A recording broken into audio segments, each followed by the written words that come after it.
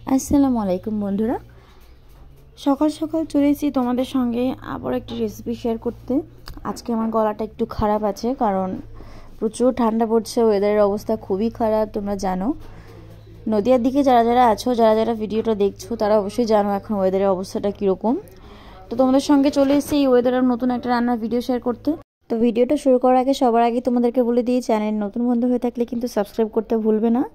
যদি কেউ নতুন এসে থাকো তাহলে চ্যানেলটাকে অবশ্যই এক্ষুনি সাবস্ক্রাইব করে রাখো নতুন নতুন রান্নার ভিডিও দেখার জন্যে। আর ভিডিওটা দেখার সময় ভিডিওতে একটি লাইক দিতে কিন্তু একদম ভুলবে না। তো বাড়িতে আজকে বেগুন ভাজি হয়েছিল, ছোট ছোট করে গোল গোল করে বেগুনগুলো কেটে মা সুন্দর করে ভাজি করে নিয়েছে। আর যেটা রান্নাটা হয়েছে পাঙাশ মাছ দিয়ে পাকা টমেটো দিয়ে একটা সুন্দর ঝাল রান্না।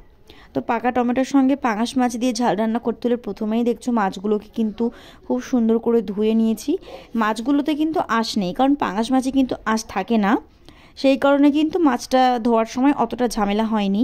মাছটা সুন্দর করে ধুয়ে লেবু দিয়ে কিছুক্ষণ, লেবুর রস দিয়ে কিছুক্ষণ মাছটাকে রেখেছিলাম যাতে বাকি অংশের নোংরাটা বেরিয়ে আসে। মাছগুলোকে আবারও ধুয়ে নিয়েছিলাম সুন্দর করে, এরপরে লবণ ও হলুদ মাখিয়ে ছ্যাঁকা তেলে সুন্দর করে ভেজে নিয়েছি। আর এদিকে শুরু হয়ে গেছে বাটনা। বাটনার মধ্যে আছে এখানে সর্ষে, ধনে ও জিরে, এগুলোকে মা কিন্তু শিলের মধ্যে সুন্দর করে বেটে নিচ্ছে। আর এদিকে দেখছো তোমরা, কড়াইতে আমি খুব অল্প পরিমাণে তেল দিয়েছিলাম, আর পাঙাশ মাছের থেকে কিন্তু অনেকটা তেল এখানে বেরিয়ে এসছে। তোমরা কারা গরম ভাতের সঙ্গে পাঙাশ মাছের তেল ভাত খেতে ভালোবাসো অবশ্যই আমাকে কমেন্ট করে জানিও। আমার তো কিন্তু খুব ভালো লাগে। বা যারা জানো না, পাঙাশ মাছের যে তেলটা বেরিয়ে আসে ভাজার সময়, এই তেলটার মধ্যে কিন্তু আমি একটু শুকনো লঙ্কা দিয়ে দিয়েছি। এই লঙ্কাটা যদি ভাজা করে ভাতের সঙ্গে খাওয়া হয় এই তেলটার সঙ্গে, দারুণ টেস্ট লাগে। তোমরা একবার ট্রাই করে দেখবে, আশা করি ভালো লাগবে। এবারে এই তেলের মধ্যে আমি পেঁয়াজ কুচি দিয়ে দিয়েছি এখানে। আর এখানে ছিল আদা রসুন বাটা। টমেটোর মধ্যে কিন্তু অনেকেই আদা রসুন বাটা খায় না, কিন্তু আমরা খাই, সুন্দর লাগে খেতে। তোমরা একবার যারা যারা ট্রাই করোনি অবশ্যই ট্রাই করে দেখবে, এভাবে রান্না করবে, আশা করি ভালো লাগবে। এরপরে লম্বা লম্বা করে আলু কেটে রেখেছিলাম, সুন্দর করে আলুগুলোকে ধুয়ে এর মধ্যে দিয়ে দিয়েছি।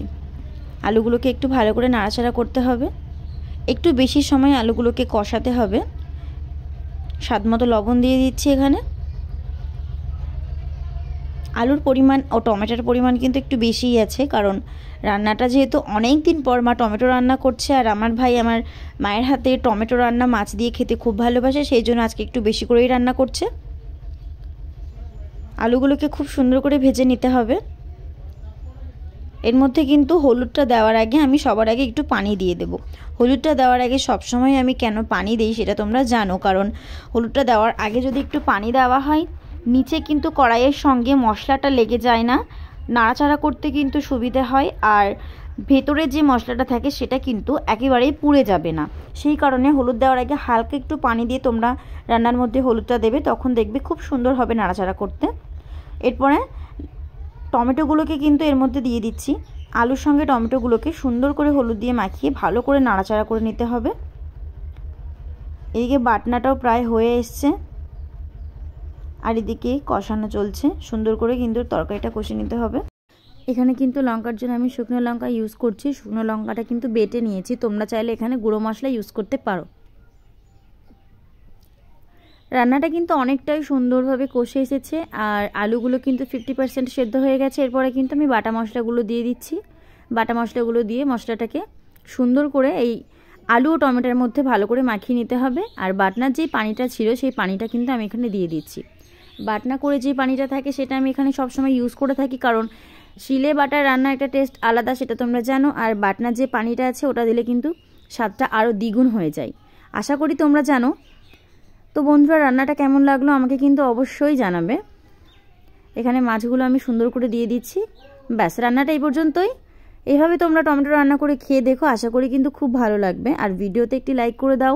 কালকে চলে আসবো নতুন রান্নার ভিডিও নিয়ে। আজকের মতো এই পর্যন্তই। খোদা হাফিজ।